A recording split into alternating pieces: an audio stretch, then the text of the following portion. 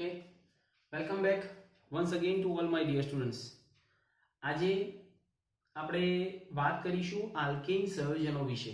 બરોબર, છેલ્લા આગળના વિડિયોમાં આપણે જોયું કે ભાઈ હાઇડ્રોકાર્બનના ઉપયોગો, ત્યારબાદ બીજું આપણે એવું પણ જોયું કે કેવી રીતે આપણે હાઇડ્રોકાર્બન બને છે.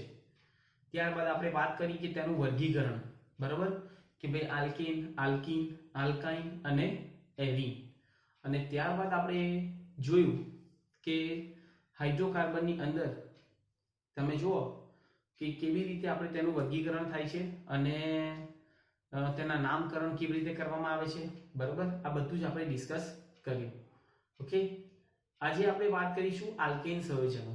બરોબર, ચલો પહેલું તો આપણે આજે બેઝિક પહેલા તો વાત કરીએ આલ્કેન સંયોજનો, ત્યારબાદ તેની આયુપીએસી નામકરણ કેવી રીતે થાય છે, ત્યારબાદ તેની બનાવટ, ત્યારબાદ તેના ભૌતિક ગુણધર્મ અને ત્યારબાદ તેના રાસાયણિક ગુણધર્મ. આ બધું જ આજે આપણે ડિસ્કસ કરવાનું છે. ઓકે, તો સૌપ્રથમ પહેલું તો આપણે જોઈએ કે આલ્કેન સંયોજનો. ચલો સ્ટાર્ટ કરીએ. આલ્કેન સંયોજનો, આલ્કેન સંયોજનો. પહેલું તો બેઝિક આપણને બધાને ખબર છે કે આલ્કેન સમરૂપ હાઇડ્રોકાર્બન છે. ચલો અહીંયા લખી દો, આલ્કેન સમરૂપ હાઇડ્રોકાર્બન છે. બરાબર, સેકન્ડ પોઈન્ટ આપણે એવું પણ કહીએ કે હાઇડ્રોકાર્બનમાં કાર્બન કાર્બન વચ્ચે એકલ બંધ હોય છે. બરાબર, એટલે જે હાઇડ્રોકાર્બનમાં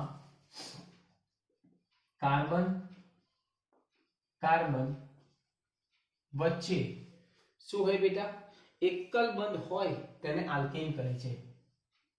એકલ બંધ હોય તેને આલ્કેન કહે છે. બરોબર છે, તેને આપણે શું કહીએ બેટા, આલ્કેન.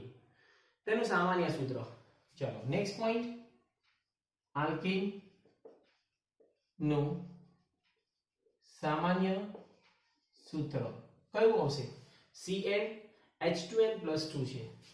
CnH2n+2 છે, જ્યાં n એ કાર્બનની સંખ્યા છે. અહીંયા લખી દો, જ્યાં n બરાબર કાર્બનની સંખ્યા. બરોબર છે. ત્યારબાદ આપણે એવું પણ કહીએ કે આલ્કેનમાં sp3 સંકર કક્ષકો ધરાવતા કાર્બન અને વનેસ કક્ષક ધરાવતા હાઇડ્રોજન મળીને સમચતુષ્ફલકીય આકાર ધરાવે છે. બરોબર, આલ્કેન માં sp3 સંકર કક્ષકો ધરાવતા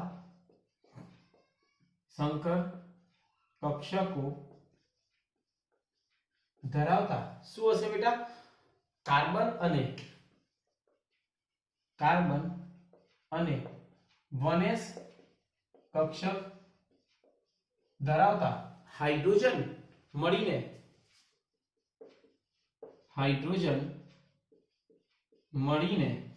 સમચતુષ્ફલકીય આકાર ધરાવતા હાઇડ્રોકાર્બન આપે છે. સમચતુષ્ફલકીય આકાર ધરાવતા હાઇડ્રોકાર્બન આપે. બરાબર, એટલે એવું કહેવાય કે ભાઈ જ્યારે પણ આલ્કેન હોય, કાર્બન કાર્બન વચ્ચે એકલ બંધ આવેલો હોય તો તેનો આકાર કયો હોય? સમચતુષ્ફલકીય. બરાબર, તો જેમાં C' ની બંધ લંબાઈ, આલ્કેનમાં C' એકલ બંધની બંધ લંબાઈ કેટલી હોય છે બેટા? તો 154 પિકોમીટર, 154 પિકોમીટર. અને C'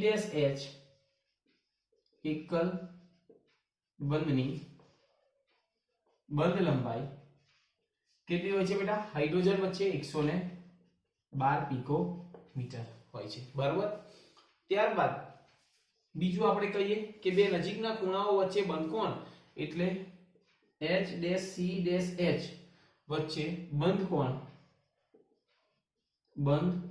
કોણ 109 ડિગ્રી અને 28 કડા હોય છે બરાબર। જેમ કે એને સ્ટ્રક્ચરને મારે ડ્રો કરવું હોય તો સી 1 1 2 3 અને 4 હાઇડ્રોજન હાઇડ્રોજન હાઇડ્રોજન હાઇડ્રોજન આ બંધને આપણે કયો બંધ કહીએ સિગ્મા બંધ બરાબર। અને આ બંધ લંબાઈ થઈ 112 પિકોમીટર અને આ બંધ કોણ જે છે આ બંધ કોણ થયો કેટલો તો 109 ડિગ્રી અને 28 કડા અને આનું નામ આપણે કહીએ મીથેન। શું કહીએ મીથેન બરાબર। મીથેન નો આકાર સમચતુષ્ફલકીય તેમાં કાર્બન હાઇડ્રોજન વચ્ચેની બંધ લંબાઈ 112 પિકોમીટર અને બે નજીકની કક્ષકો વચ્ચેનો બંધ કોણ થશે 109 ડિગ્રી અને 28 કડાનો બરાબર। તો આ બધું આપણને ખબર હોવી જોઈએ। આ બેઝિક વાત કરીએ આપણે આલ્કેનની તેનું સામાન્ય સૂત્ર તેમાં કાર્બન કાર્બન વચ્ચે કેટલા બંધ હોય છે એ બંધને આપણે શું કહીએ છીએ સિગ્મા બંધ તેનો આકાર કેવો હોય છે કોનું સંમિશ્રણ થાય છે એ બધું આપણને ખબર હોવી જોઈએ। ચલો નોટ ડાઉન કરી લો આટલું।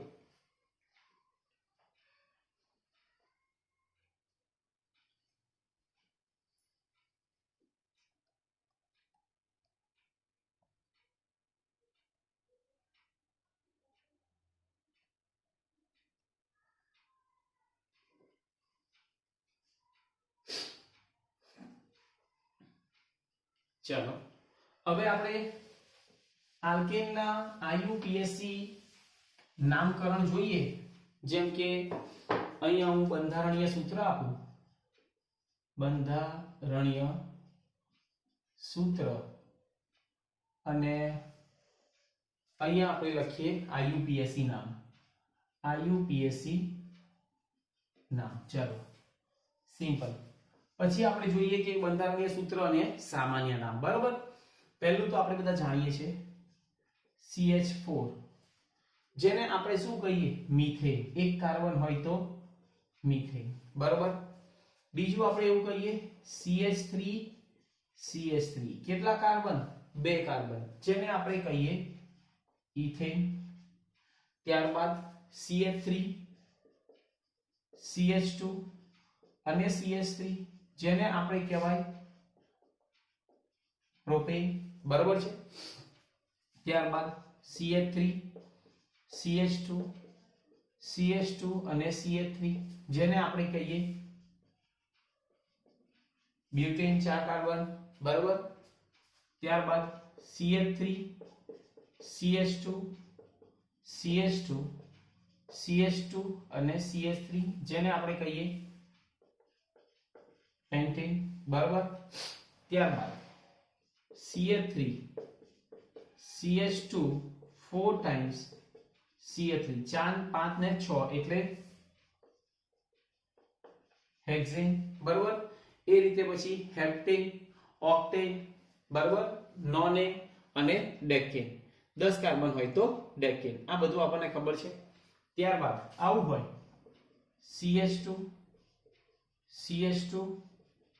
CH2 તો આને આપણે કહેવાય સાયક્લિક બંધારણ આલ્કેન બરાબર જેમાં આપણે કહેવાય સાયક્લોપ્રોપેન બરાબર। આવું હોય CH2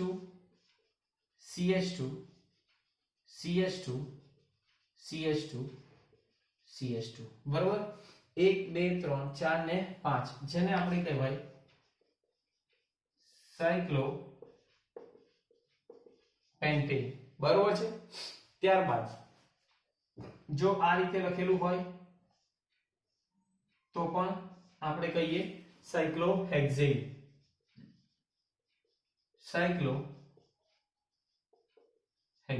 બરાબર। તો આ રીતે આ બધા જે નામ થયા તે કોના છે આલ્કેનના આ આઈયુપીએસી નામકરણ બરાબર। ત્યારબાદ સામાન્ય નામમાં આપણે શું લખાય એ પહેલા તો જોઈએ કે આગળ પણ આપણે ભણી ગયા કે જ્યારે સરળ લાંબી શૃંખલા હોય તો જ્યારે સામાન્ય નામ લખતા હોઈએ તો એની આગળ આપણે n લખાય નોર્મલ। બીજું છેલ્લેથી બીજા કાર્બન ઉપર એક આલ્કાઇલ સમૂહ હોય તો પૂર્વવર્ગ શું લાગે આઇસો સામાન્ય નામમાં અને છેલ્લેથી બીજા કાર્બન ઉપર બે આલ્કાઇલ સમૂહ હોય તો પૂર્વક શું લાગશે નિયો, જે આપણે ભણી ગયા છે. આના પછી આપણે જોઈએ છે ઘણા બધા આલ્કેનના બંધારણ અને તેના સામાન્ય અને આઈયુપીએસી નામકરણ. પહેલા આ નોટ ડાઉન કરી લો.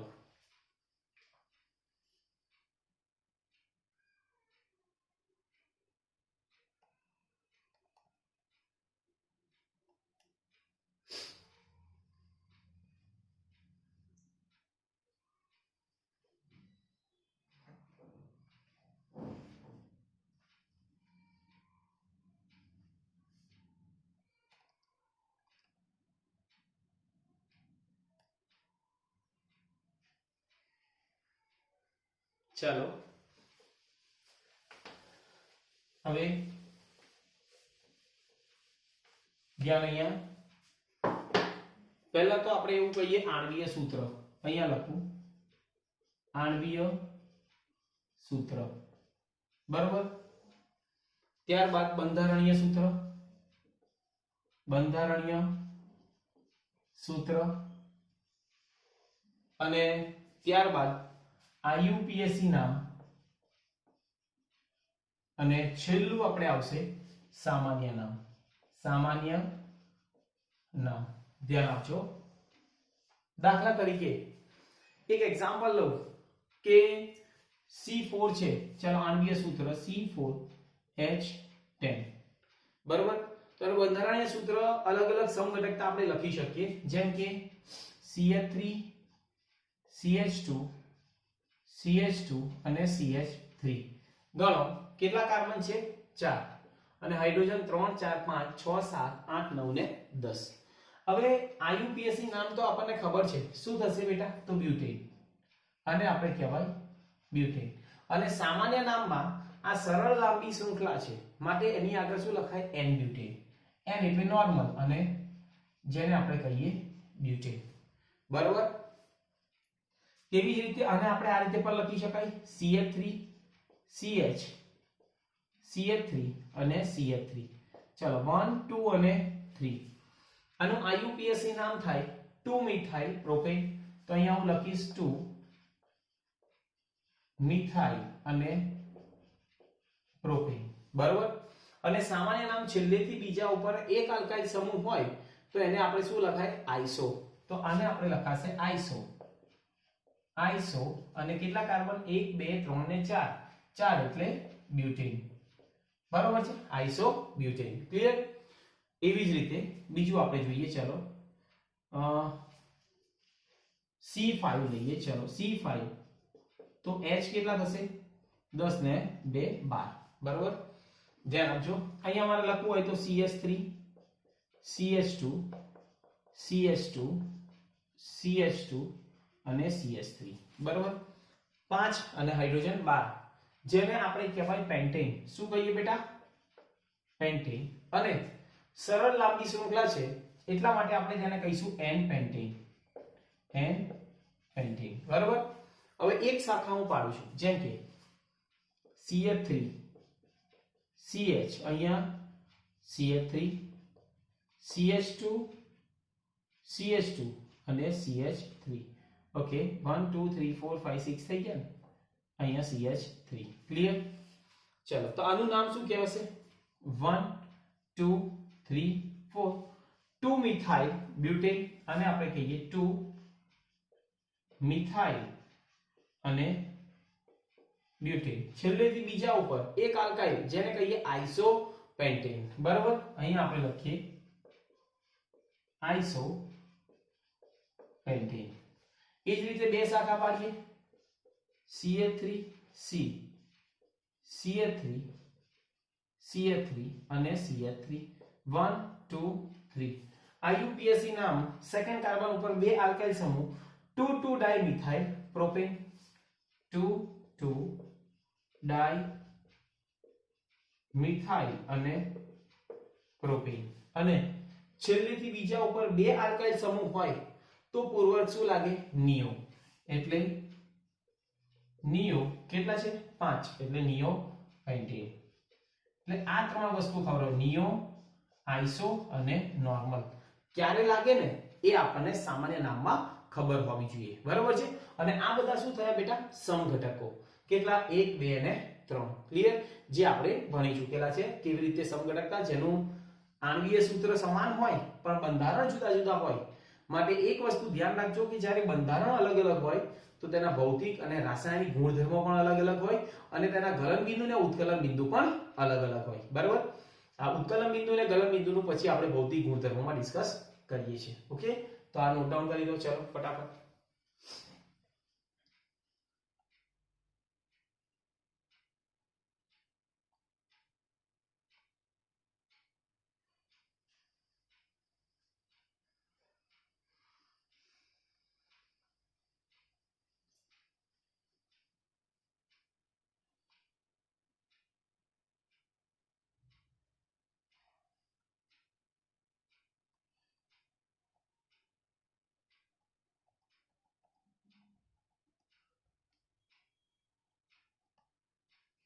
ચલો હવે આપણે વાત કરીએ બેટા કે આલ્કેન સંયોજનોની બનાવટ કેવી રીતે આપણે આલ્કેન બનાવીએ છીએ અહીંયા સુધી આપણે આઈયુપીએસસી સામાન્ય નામકરણ એ બધું જોઈ લીધું હવે બનાવટની વાત કરીએ તો પહેલું આપણે લખીએ કે આલ્કેન સંયોજનો ની બનાવટ આમ તો એવું કહીએ આલ્કેન ત્રણ અલગ અલગ રીતે આપણે બનાવવામાં આવે પહેલું તો અસમરૂપ હાઇડ્રોકાર્બનમાંથી બીજું આપણે કહીએ આલ્કીન સંયોજનોમાંથી અને ત્રીજું આપણે કહીએ કાર્બોક્સિલિક એસિડમાંથી તો ચલો પહેલું આપણે વાત કરીએ સૌપ્રથમ પહેલું તો એવું કહ્યું અસમરૂપ હાઇડ્રોકાર્બન માંથી શું બનાવવાનું છે બેટા તો આપણે કહીએ આલ્કેન હવે સૌપ્રથમ એવું થાય કે અસમરૂપ હાઇડ્રોકાર્બન એટલે શું તો આપણે આગળ જ ભણી ગયા કે દ્વિબંધ કે ત્રિબંધ ધરાવતા સંયોજનો એટલે કે કાર્બન કાર્બન વચ્ચે દ્વિબંધ હોય અથવા તો કાર્બન કાર્બન વચ્ચે ત્રિબંધ હોય તો તેવા હાઇડ્રોકાર્બનને આપણે અસમરૂપ કહીએ છીએ બરાબર તો જેમ કે એક્ઝામ્પલ લો કે અહીંયા મેં CH2 ડબલ બોન્ડ CH2 લીધું જેને અસમરૂપ હાઇડ્રોકાર્બન કહેવાય જેને આપણે કહીએ ઇથીન બરાબર છે હવે એક વસ્તુ ધ્યાન આપજો કે જ્યારે આની હાઇડ્રોજન રિડક્શન પ્રક્રિયા કરવામાં આવે હાઇડ્રોજન સાથે કોની હાજરીમાં તો પ્લેટિનિયમ અથવા તો પેલેડિયમ ઉદ્દીપકની હાજરી પ્લેટિનિયમ અથવા તો પેલેડિયમ ક્લિયર તો આપણે જાણીએ છીએ કે આ પાઈ બંધ તૂટે અને બંને કાર્બન પરમાણુ પર નવો પરમાણુ કે ક્રિયાશીલ સમૂહ જોડાય બરોબર તો અહીંયા આપણે એવું થાય કે CH3 એટલે આલ્કેન થઈ ગયું જેને આપણે કહીએ ઇથેન બરોબર તો આવી પ્રક્રિયાને જ્યારે પાઈ બંધ તૂટે અને બંને કાર્બન પરમાણુ પર કોઈ પરમાણુ જોડાય તો તેવી પ્રક્રિયાને આપણે યોગશીલ પ્રક્રિયા કહીએ કઈ પ્રક્રિયા યોગશીલ પ્રક્રિયા કઈ કહેવાય બેટા યોગશીલ ક્લિયર બે કાર્બન પરમાણુ વચ્ચે પાઈ બંધ તૂટે અને બંને કાર્બન પરમાણુ પર નવો પરમાણુ જોડાય તો તેવી પ્રક્રિયાને યોગશીલ કહીએ છીએ જેમ કે બીજું એક એક્ઝામ્પલ લઈએ કોઈ પણ આ જ પ્રક્રિયા આપણે એવું પણ કહીએ CH2 ડબલ બોન્ડ CH2 છે એની હાઇડ્રોજન સાથે નિકલ ઉદ્દીપકની હાજરીમાં પણ પ્રક્રિયા થાય નિકલ ઉદ્દીપક પણ ત્યાં તાપમાન અને દબાણ આપવું પડે બરાબર અને શું થયું બેટા મળશે શું તો CH3 જેને આપણે કહેવાય ઇથેન બરાબર છે આને આપણે કહીશું ઇથીન ક્લિયર એવી જ રીતે બીજું આપણે લઈએ કે દાખલા તરીકે આલ્કાઇન લીધું જેમ કે હું અહીંયા લઉં છું CH3 ટ્રિપલ બોન્ડ CH જેને કહીએ પ્રોપાઇન એનું પણ રિડક્શન થવાનું છે બેટા H2 કોની હાજરીમાં થાય તો પ્લેટિનિયમ અને પેલેડિયમ ઉદ્દીપકની હાજરીમાં ક્લિયર અહીંયા કેટલા મોલ લેવા પડશે 2 અને બે પાઈ બંધ તૂટે અને બંને કાર્બન પરમાણુ પર બે બે હાઇડ્રોજન જોડાય જેમ કે CH3 CH2 અને CH3 જેને આપણે કહેવાય પ્રોપેન ક્લિયર સમજી ગયા અને આની આ જ વસ્તુ નિકલ ઉદ્દીપકની હાજરીમાં પણ થઈ શકે CH3 C triple bond CH twice H2 અને જો નિકલ ઉદ્દીપકની હાજરીમાં કરવું હોય બરોબર દબાણ આપતા તાપમાન આપતા અને દબાણ તો પણ આપણને શું મળશે CH3 CH2 અને CH3 ક્લિયર તો એક વસ્તુ ધ્યાન રાખવાનું કે અસમરૂપ હાઇડ્રોકાર્બન હોય એટલે કાર્બન કાર્બન વચ્ચે દ્વિબંધ અથવા તો કાર્બન કાર્બન વચ્ચે ત્રિબંધ અને આ પ્રક્રિયાને આપણે બીજું નામ કહેવાય હાઇડ્રોજિનેશન શું કહેવાય બેટા હાઇડ્રોજિનેશન કારણ શું કે ભાઈ હાઇડ્રોજન ઉમેરાય છે એટલે અહીંયા લખી દો પ્રક્રિયાને આપણે કહેવાય હાઇડ્રોજિનેશન શું થયું હાઇડ્રોજન ઉમેરાયા અને આપણે શું બનાવ્યું બેટા આલ્કેન ઓકે તો જે પ્રક્રિયામાં હાઇડ્રોજન ઉમેરાતા હોય ને તો તેવી પ્રક્રિયાને આપણે હાઇડ્રોજિનેશન કહીએ છીએ ઓકે તો આ પહેલી બનાવટ એના પછી આપણે જોઈએ કે આલ્કાઇલ હેલાઇડ માંથી ચલો આલ્કાઇલ હેલાઇડ બીજું આપણે એવું કહીએ કે આલ્કાઇલ હેલાઇડ માંથી આલ્કાઇલ હેલાઇડ પહેલું તો કોને કહેવાય જેને આપણે અહીંયા લખી દો R-X આલ્કાઇલ અને હેલાઇડ હેલોજન તત્વ કયા કયા છે તો ફ્લોરિન ક્લોરીન બ્રોમિન અને આયોડિન બરાબર તો આપણે અહીંયા એક એક્ઝામ્પલ લો કે CH3 CH2 અને Cl છે જેને આપણે કહીએ ક્લોરોઇથેન બરાબર છે અને તેનું રિડક્શન થાય કોની સાથે H2 સાથે કોની હાજરીમાં તો આપણે કહીએ Zn+HCl બરાબર તો શું મળશે બેટા તો અહીંયા આ હાઇડ્રોજન એક અહીંયા અને ક્લોરીન અહીંયા એટલે અહીંયા મળ્યું CH3 અને CH3 અને વત્તા HCl છૂટા પડ્યા ખ્યાલ આવ્યો તો આવી પ્રક્રિયા પણ આપણે આગળ ભણી ગયા છે કે અહીંયા હાઇડ્રોજન એક ગયો ક્લોરીન અહીંયા લાગ્યો તો આ પ્રક્રિયાને આપણે વિસ્થાપન કહીએ શું કહીએ વિસ્થાપન અને આપણે યોગશીલ આને આપણે શું કહેવાય વિસ્થાપન બીજો એક્ઝામ્પલ લો દાખલા તરીકે અહીંયા આપણે એવું આપેલું હોય CH3 CH2 અને Cl અને વત્તા H2 સેમ Zn+HCl ઉદ્દીપકની હાજરીમાં શું મળ્યું બેટા તો CH3 CH2 CH3 અને વત્તા HCl તો આને આપણે શું કહેવાય પ્રોપેન તો આ પ્રક્રિયાને આપણે શું કહેવાય તો અહીંયા આપણે હાઇડ્રોજન ઉમેરાય છે અને હેલોજન દૂર થાય છે તો એ પ્રક્રિયાને આપણે વિસ્થાપન પ્રક્રિયા કહીશું ક્લિયર તો આ સેકન્ડ બનાવટ આલ્કાઇલ હેલાઇડમાંથી હાઇડ્રોજન અહીંયા ક્લોરીન અહીંયા કોની હાજરીમાં તો Zn+HCl બરાબર ઉદ્દીપકની હાજરીમાં આ પ્રક્રિયા થાય છે અને છેલ્લું આપણે વાત કરીએ કે કાર્બોક્સિલિક એસિડમાંથી ચલો નંબર 3 શું છે કાર્બોક્સિલિક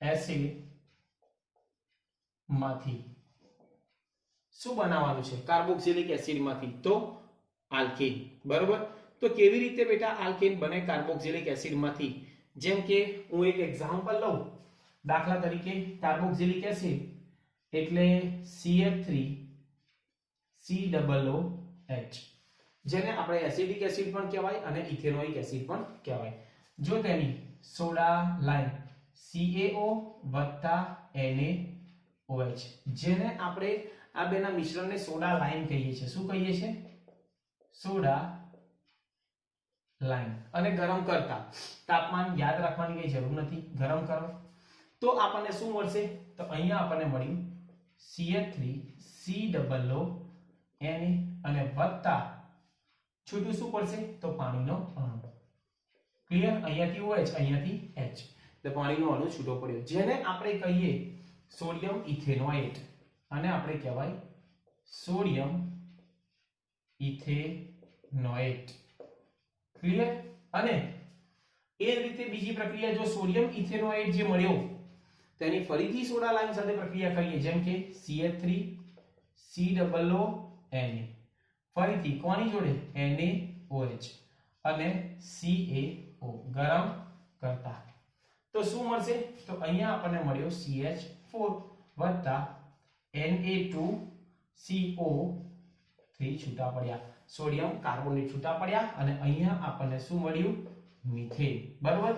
તો આ થઈ ત્રીજી બનાવટ, જે શેમાંથી બનાવ્યું બેટા? કાર્બોક્સિલિક એસિડમાંથી. બરાબર? બીજું આપણે એવું કહીએ એરોમેટિક સંયોજનોમાંથી પણ હાઇડ્રોકાર્બન આપણે બનાવી શકીએ છીએ. ક્લિયર? પણ એક વસ્તુ યાદ રાખવાનું કે સોડા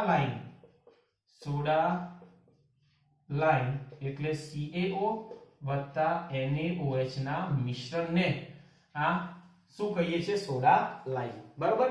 તો આ વસ્તુ આપણને ખબર હોવી જોઈએ. અને બીજું એક વસ્તુ ધ્યાન રાખજો કે અહીંયા બે કાર્બન હતા, ઇથેનોઇક એસિડ છે, ઇથેનોઇક એસિડ. બરાબર? અને અહીંયા કેટલા કાર્બન મળે આપણને? એક. એટલે એક કાર્બનની સંખ્યા ઓછી મળે છે. ક્લિયર? તો એ વસ્તુ પર આપણને ખબર હોવી જોઈએ. તો આ થઈ બેટા કોની બનાવટ? તો આપણે કહીએ કે આલ્કેન સંયોજનોની બનાવટ. કેટલી પદ્ધતિ? 3. પહેલી આપણે વાત કરીએ અસમરૂપ હાઇડ્રોકાર્બન, બીજી આલ્કાઇલ હેલાઇડ અને ત્રીજી આપણે જોઈએ કાર્બોક્સિલિક એસિડ. ચલો નોટ ડાઉન કરી લો. પછી આપણે જોઈએ છે તેના ભૌતિક ગુણધર્મો.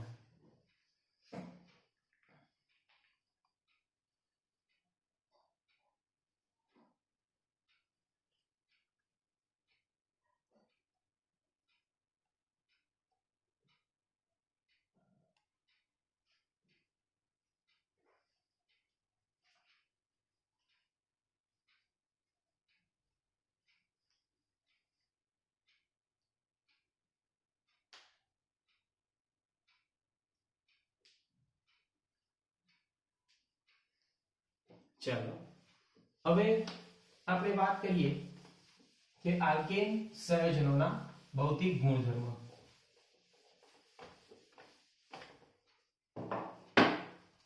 ભૌતિક ગુણધર્મો.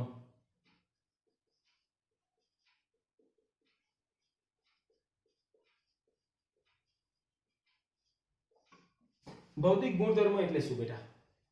તો જ્યારે ગલન બિંદુ, ઉત્કલન બિંદુ, દ્રાવ્યતા, તેની અવસ્થા, આ બધું જ્યારે ડિસ્કસ કરીએ ને તો એ બધું ભૌતિક ગુણધર્મમાં હોય. જેમ કે આલ્કેનમાં C' અને C' H વચ્ચે સહસંયોજક બંધ બને છે. અહીંયા કહીએ કે આલ્કેનમાં C' અને C' H વચ્ચે સહસંયોજક બંધ બને. બરાબર? અને કાર્બન હાઇડ્રોજનની વિદ્યુત ઋણતા વચ્ચે કાર્બન અને હાઇડ્રોજન ની વિદ્યુત ઋણતા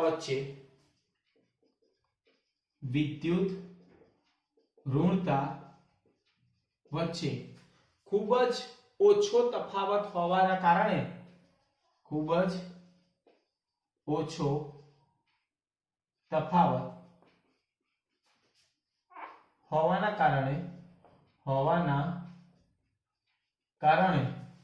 શું થશે બેટા? C' આલ્કેનમાં C' H બંધ શું ધ્રુવીય હોતો નથી.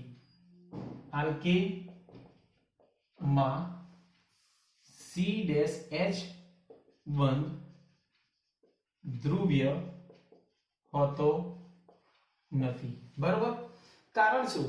કે ભાઈ વિદ્યુત ઋણતામાં ખૂબ જ ઓછો તફાવત છે અને એટલા માટે તેમની વચ્ચે બંધ ધ્રુવીય હશે નહીં. બરાબર? એટલે આપણે કહીએ કે આલ્કેન અધ્રુવીય અણુ હોવાથી અણુ વચ્ચે નિર્બળ આંતર આણ્વીય આકર્ષણ ઉદ્ભવે છે. બરાબર? એટલે બીજો પોઈન્ટ આપણે લખીએ, આલ્કેન કેવું છે બેટા? અધ્રુવીય અણુ હોવાથી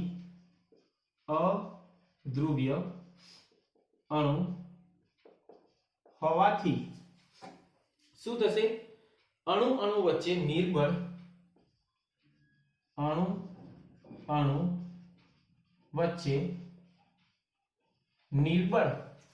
આંતર આણ્વીય આકર્ષણ બળ ઉદ્ભવે છે.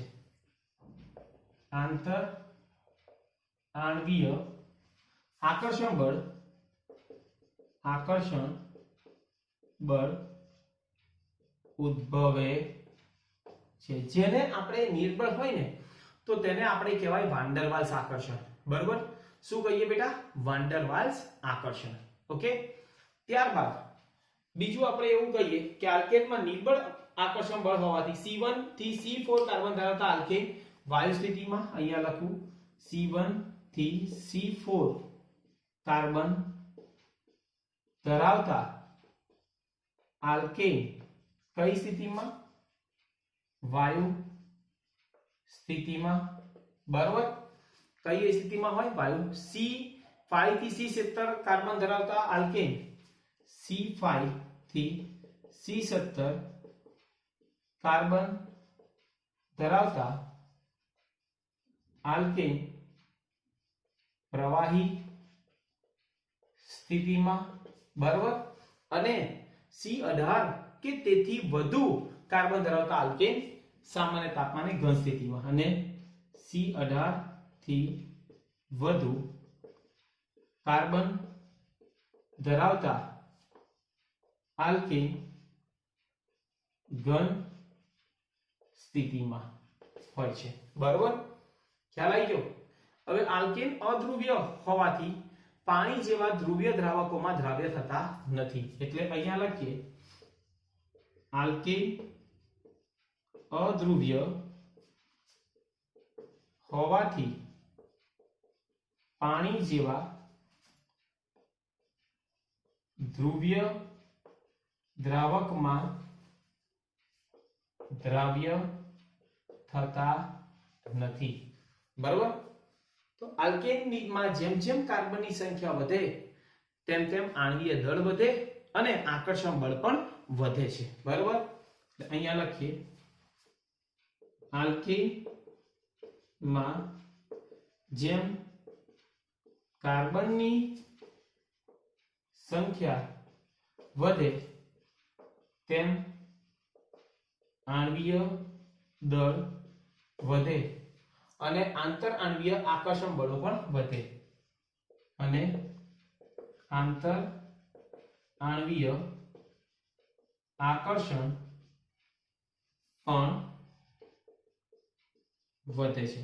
એટલે આંતર આણ્વીય આકર્ષણ વધે એટલે આપણે વધુ આણ્વીય દળ ધરાવતા આલ્કેનના ઉત્કલન બિંદુ ઊંચા હોય છે, માટે વધુ આણ્વીય દળ ધરાવતા આલ્કેનના ઉત્કલન બિંદુ ઊંચા હોય છે. એક્ઝામ્પલ આપું બેટા, જેમ કે હું અહીંયા એવું લખું કે પહેલા CH4 છે, બરાબર, મિથેન, પછી C2H6 જેને આપણે કહીએ ઇથેન, C3H8 જેને આપણે કહીએ પ્રોપેન. એટલે જેમ જેમ આણ્વીય કાર્બન વધ્યા તેમ તેમ સંપર્ક સપાટી વધી, અને સંપર્ક સપાટી વધતા આપણે એવું કહીએ છીએ કે ઉત્કલન બિંદુમાં પણ વધારો થાય છે, બરાબર છે. તો હવે એના પછી આપણે બીજો પોઈન્ટ એવું કહીએ કે લગભગ સમાન આણ્વીય દળ ધરાવતા આલ્કેનમાં 1 ડિગ્રી થી 2 ડિગ્રી અને 2 ડિગ્રી થી 3 ડિગ્રી તરફ જતા ઉત્કલન બિંદુ ઘટે છે. ચલો અહીંયા લખીએ લગભગ સમાન આણ્વીય દળ ધરાવતા આલ્કેનમાં 1 ડિગ્રી થી 2 ડિગ્રી અને 2 ડિગ્રી થી 3 ડિગ્રી તરફ જતા ઉત્કલન બિંદુ ઘટે છે. એક્ઝામ્પલ આપી દઉં એટલે ખ્યાલ આવશે. જેમ કે અહીંયા હું આપું CH3, CH2, CH2, CH2 અને CH3 જેને આપણે કહીએ N પેન્ટેન. આની સંપર્ક સપાટી વધારે છે, બરાબર, એટલે એનું ઉત્કલન બિંદુ સૌથી વધારે. પણ જો હવે એક શાખા પડશે તો CH3, CH, CH3, CH2 અને CH3 જેને આઇસોપેન્ટેન પણ કહેવાય, અને આપણે કહેવાય આઇસોપેન્ટેન. આનું ઉત્કલન બિંદુ આના કરતા ઓછું, કારણ કે આની સંપર્ક સપાટી કેવી થઈ ગઈ? ઓછી. આની વધારે હતી, આની શાખા પડી ગઈ. હવે જો બે શાખાઓ પડી તો એના કરતા પણ ઓછું. પણ જો આણ્વીય દળ કેવું છે? સરખું છે. ક્લિયર? આનું નામ આપણે કહીએ નિયોપેન્ટેન. એટલે આના ઉપરથી એક વસ્તુ ક્લિયર થાય કે જેની સંપર્ક સપાટી સૌથી વધારે હોય તેની અંદર આકર્ષણ વધારે હોય, અને આકર્ષણ વધારે હોય એટલે ઉત્કલન બિંદુમાં પણ વધારો થાય છે. એટલે આ જો સંપર્ક સપાટી આની વધારે એટલે n પેન્ટેન એનું ઉત્કલન બિંદુ સૌથી વધારે. આમાં એક શાખા પડી તો એના કરતા એનું ઉત્કલન બિંદુ ઓછું, બે શાખાઓ પડી તો એના કરતા પણ તેનું ઉત્કલન બિંદુ ઓછું. બરાબર? એટલે જેમ જેમ એવું કહેવાય સંપર્ક સપાટી ઓછી થતી જાય તેમ તેમ ઉત્કલન બિંદુમાં પણ ઘટાડો થાય છે. આ બધું જ આપણે શેમાં લખવાનું બેટા? ભૌતિક ગુણધર્મ. કોના ભૌતિક ગુણધર્મ? તો આપણે કહીએ આલ્કેન સંયોજનોના. બરાબર? ચલો નોટ ડાઉન કરી લો.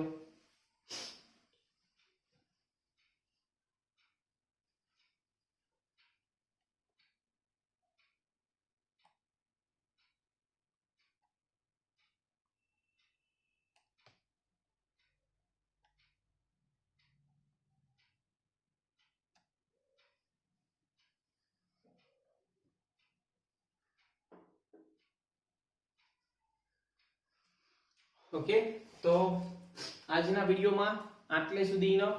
નેક્સ્ટ વિડીયોની અંદર આપણે એક પોઈન્ટ બાકી રહ્યો છે, આલ્કેનના રાસાયણિક ગુણધર્મો, એટલે રાસાયણિક પ્રક્રિયાઓ કેવી રીતે થાય છે બધું નેક્સ્ટ વિડીયોમાં. અને ત્યારબાદ આપણે આલ્કીનના ઘણા IUPAC અને સામાન્ય નામકરણ એ બધું બેઝિક જોઈશું. ઓકે, તો આજના વિડીયો માટે આટલું enough. Thank you very much.